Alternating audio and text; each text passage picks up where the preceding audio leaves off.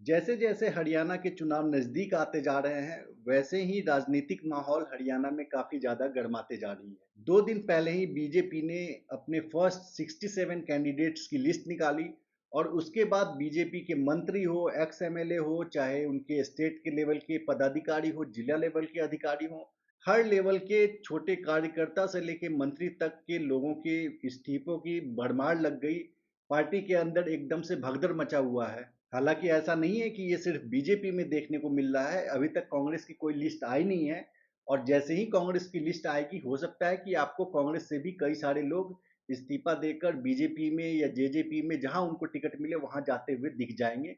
ये हमारे देश की राजनीति की जो एक पहचान है और हमारे देश की राजनीति ऐसे ही चलती है। इसी सब के बीच में आज एक इम्पॉर्टेंट घटनाक्रम हुई जहां पे कि world renowned wrestlers Bajrang Punia और विनेश फोगाट, इन दोनों ने कांग्रेस पार्टी की सदस्यता ली। इन दोनों ने आज कांग्रेस पार्टी ज्वाइन किया। नमस्कार, मैं नीरज कुमार। आज की हम इस वीडियो में इसी के बारे में बात करने वाले हैं कि जब से बजरंग पूनिया और विनेश फोगाट ने कांग्रेस पार्टी ज्वाइन किया, या जब से ये हिंट मिलने लगे कि बजरंग पूनिया और विनेश फोगाट कांग्रेस में आएंगे, जब ये दोनों ही खिलाड़ी दीपेंद्र हुड्डा से मिले, राहुल गांधी से मिले, उसके बाद आज मल्लिकार्जुन खड़गे से मिले, तब से ही इन दोनों पे आईटी सेल के कई सारे लोग जो हैं और बीजेपी वाले ये अटैक कर रहे हैं कि ये लोग पहले से राजनीति कर रहे हैं, इनको खेल से मतलब नहीं, ये लोग राजनीति करना चाहते हैं। तो इस चीज पे बीजेपी का जो एक दोगलापन है, इनका जो एक हिपोक्रेसी है, जिसको देख कर की एक कहावत याद आता है कि तुम करो तो रासलीला, हम करे तो करेक्टर ढीला, उसको एक्सपोज करने की कोशिश करेंगे हम इस वीडियो में। मैं करूं तो साला कैरेक्टर ढीला है। आपको याद होगा, हमारे देश की कई सारी महिला रेसलर्स ने ये इल्जाम लगाया था कि बीजेपी के जो एमपी है ब्रिजभूषण शरण सिंह, उन्होंने महिलाओं का यौन उत्पीड़न किया है, उनके साथ उन्होंने छेड़छाड़ की है। इस मुद्दे पे जितने भी देशभक्त लोग थे वो सारे के सारे इन महिला पहलवानों के साथ था। आपको वो दृश्य याद होगा जहां पर कि ओलंपिक विनर हमारी साक्षी मलिक हो, या फिर कॉमनवेल्थ और कई सारे मेडल जीतने वाले विनेश फोगाट हो, बजरंग पूनिया हो, इनको दिल्ली की सड़कों पे कैसे घसीटा गया था। उस वक्त ये सारे के सारे रेसलर, उस समय के हमारे जो खेल मंत्री अनुराग ठाकुर हो या प्रधानमंत्री हो, जितने भी बीजेपी की महिला सांसद है, सबके पास उन लोगों ने गुहार लगाया, सबको उन्होंने पत्र लिखा कि कोई उनकी मदद करे, उनकी बात सुने, एक निष्पक्ष तरीके से जांच हो, उनकी जो बात है उसको सुना जाए। लेकिन बजाय उनकी बात सुनने को, जबकि आज इस देश में महिलाओं पर हो रहे अत्याचार के बारे में इतना ज़्यादा सेंटिमेंट हाई है, लोग इस पे बात कर रहे हैं, उस दौर में भी सारी के सारा जो बीजेपी और उसकी आईटी सेल है, इन महिलाओं का ही कैरेक्टर असैसिनेशन करने में लगा हुआ था। एआई की मदद से फेक इमेजेस बना रहा था कि देखो ये लोग तो हंस रहे हैं, जबकि उन लोगों का हंसने का तस्वीर नहीं था, उदास तस्वीर था। लेकिन उन लोगों ने एआई की मदद से, फोटोशॉप की मदद से चेहरे को उनको डिस्टॉर्ट करके हंसता हुआ दिखाने की कोशिश की और इस तरह से एक बहुत ही निगेटिव कैंपेन इनके खिलाफ चलाया गया था। उस समय इन सारे के सारे जो महिला पहलवान हो या बाकी सारे प्रोटेस्टिंग जो रेसलर्स थे, उनके फेवर में कांग्रेस पार्टी बहुत पूरी मजबूती के साथ खड़ी थी। उनसे प्रियंका गांधी, राहुल गांधी सब कोई जाके मिले भी थे। और इसी बात का जिक्र करते हुए आज विनेश फोगाट हो या फिर बजरंग पूनिया, दोनों ने इस बात का जिक्र किया कि जिस समय हम सड़क पर थे, जिस समय हम न्याय की गुहार लगा रहे थे, उस समय देश की सारी पार्टियां हमारे साथ थी एक्सेप्ट बीजेपी। बजरंग पूनिया, अगर आप लोग नहीं जानते हैं, तो पहले वो बीजेपी के समर्थक रहे हैं, उनके कई सारे ट्वीट्स बीजेपी के फेवर में आते थे। लेकिन इस घटना के बाद जब बीजेपी ने कोई भी एक्शन लेने की जगह ही इनको डिह्यूमनाइज करने की कोशिश की, तब से बजरंग पूनिया और ये सारे लोग जो हैं कांग्रेस के फेवर में आ गए और बीजेपी के अगेंस्ट चले गए। तो इस बात का जिक्र आज के प्रेस कॉन्फ्रेंस में भी बजरंग पूनिया और विनोद फोगाट ने किया जब उन लोगों ने कांग्रेस पार्टी ज्वाइन किया। कांग्रेस पार्टी का मैं बहुत बहुत धन्यवाद करती हूँ, क्योंकि जब बोलते हैं ना कि बुरे टाइम में पता लगता है कि अपना कौन है। जब हम रोड पे घसीटे जा रहे थे तो छोड़ के बीजेपी को, देश में जितनी भी पार्टियां हैं वो हमारे साथ में थी, हमारे दर्द को समझ पा रही थी, हमारे आंसुओं को समझ पा रही थी। मैं बहुत प्राउड फील कर रही हूँ कि मैं एक ऐसी पार्टी में, एक ऐसी विचारधारा में हूँ जो महिलाओं के साथ हो रहा अन्याय और उनके साथ बुरे बर्ताव के खिलाफ खड़ी है। वो लड़ाई लड़ने के तैयार है, सड़क से लेकर संसद तक। और मैं विश्वास दिलाती हूँ पूरे देशवासियों को कि जो मेहनत, जो लगन से हमने रेसलिंग में काम किया है, हम चाहते हैं कि देश के हर एक नागरिक को जो दर्द जो तकलीफ़ हमने झेली है, खासकर महिलाओं के लिए, हर एक उस महिला के साथ में हम खड़े हैं जो अपने आप को लाचार, अपने आप को बेबस समझती है। रेसलिंग में मैंने पूरा कोशिश किया कि मैं जितनी भी महिलाओं को, छोटी बच्चियों को इंस्पायर कर सकती हूँ। मैं चाहती तो मैं जंतर मंतर पे रेसलिंग छोड़ सकती थी, और सभी लोग भी मान रहे थे, पूरा देश इस चीज़ पर विश्वास कर रहा था, क्योंकि बीजेपी आईटी सेल ने उस चीज़ को साबित करने की कोशिश की थी कि हम चले हुए कारतूस हैं, हम ख़त्म हो गए हैं, हम पॉलिटिक्स कर रहे हैं। उन्होंने बोला मैं नेशनल नहीं खेलना चाहती, मैंने नेशनल चैम्पियनशिप खेला।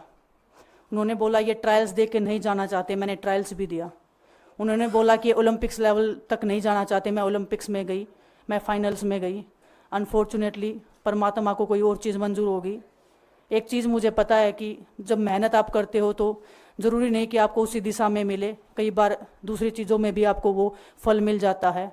और परमात्मा ने मुझे मेरे देश के लोगों की सेवा करने का जो मौका दिया है, वो मैं मानती हूँ कि उससे बड़ा पुण्य का काम कोई नहीं हो सकता है। मैं चाहती हूँ कि जो हमने फेस किया एज ए खिलाड़ी होने के नाते, उन सब खिलाड़ियों को वो चीज़ ना फेस करनी पड़े। हम उनकी लड़ाई में साथ हैं। शायद उनको आज हिम्मत मिले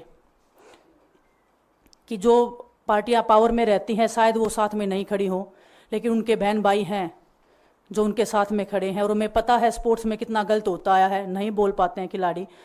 आप हमसे देख लो, बजरंग के ऊपर डोप का बैन लगा दिया 4 साल का, सिर्फ किसी लिए कि सिर्फ उन्होंने आवाज़ उठाई थी हमारे साथ बैठ के। तो उसका भुगतान हम कर रहे हैं, आज तक कर रहे हैं, लेकिन हम डरेंगे नहीं, पीछे नहीं हटेंगे। जो लड़ाई थी वो जारी है, ख़त्म नहीं हुई है। कोर्ट में हमारा केस चल रहा है, वो लड़ाई भी हम जीतेंगे, ज़िंदगी की जंग भी हम जीतेंगे। खेल में जैसे हमने कभी हार नहीं मानी है, तो हम इस नए प्लेटफॉर्म पे जो आ रहे हैं, देश की सेवा का भाव, और सिर्फ बोलने तक सीमित नहीं रहेगा ये।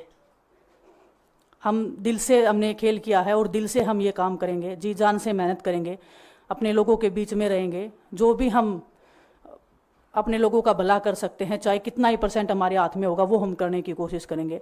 और मैं अपनी बहनों को बताना चाहती हूँ कि आपकी बहन आपके साथ में है। किसी भी मुसीबत में, किसी भी पल, किसी भी क्षण आप ऐसे मत समझना कोई भी आपके साथ में नहीं है।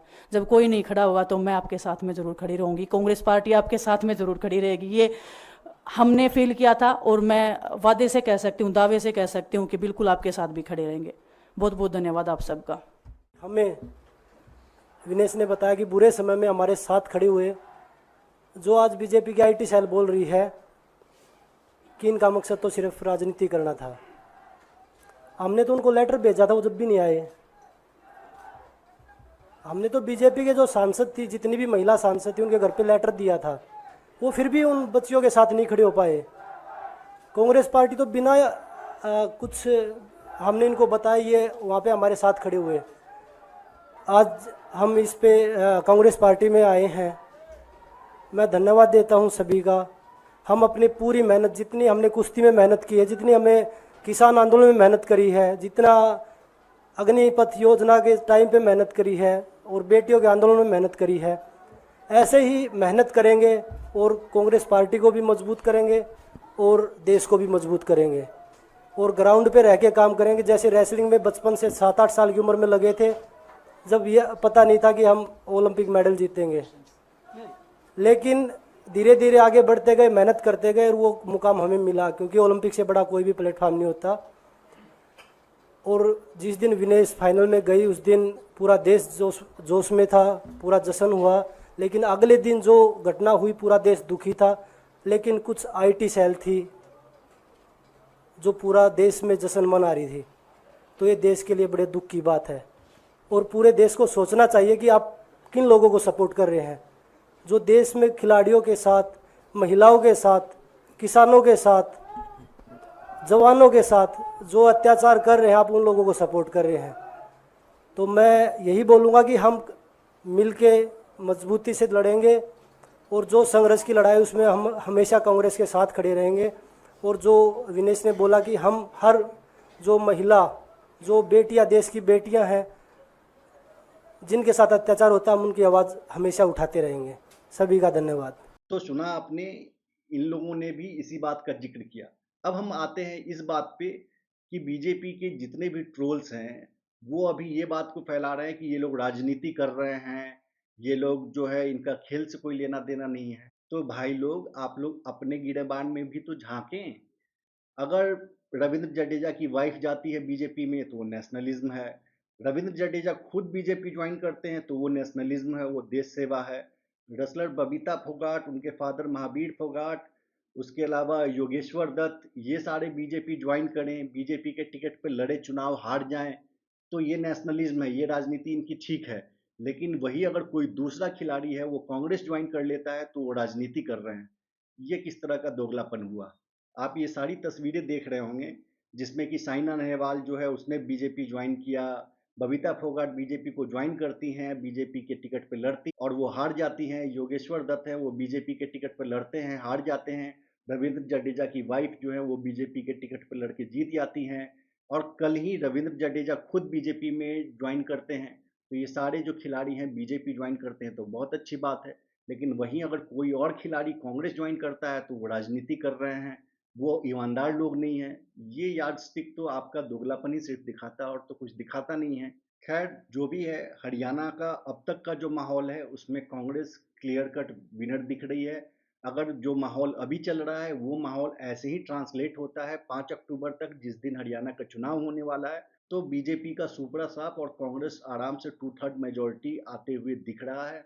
तो बीजेपी का सुपड़ा साफ और कांग्रेस का 2/3 मेजोरिटी क्लियर कट आते हुए दिख रहा है। पर अब देखना होगा कि जब कांग्रेस की लिस्ट बाहर आती है उसके बाद कितना विद्रोह, कितना इंटरनल फाइट्स कांग्रेस के अंदर होता है। अगर कांग्रेस अपने इंटरनल रिफ्ट को मैनेज करने में सफल रहती है तो ये इलेक्शन हरियाणा का एकदम से वन साइडेड हो जाएगा कांग्रेस के फेवर में। और अगर नहीं कांग्रेस इसमें फेल होती है, जो बहुत सारे छोटे छोटे प्लेयर्स हैं हरियाणा में, अगर उन सारे वोट कटुओं को मैनेज करने में कांग्रेस विफल होती है, उनके वोट्स जो कटने वाले हैं उसको अपनी तरफ नहीं कर पाती है, तो ये मामला टाइट हो सकता है। अदरवाइज हरियाणा का इलेक्शन तो कांग्रेस के लिए काफ़ी फेवरेबल है। तो बस इस वीडियो में इतना ही, मिलते हैं फिर नेक्स्ट वीडियो में, तब तक के लिए थैंक यू।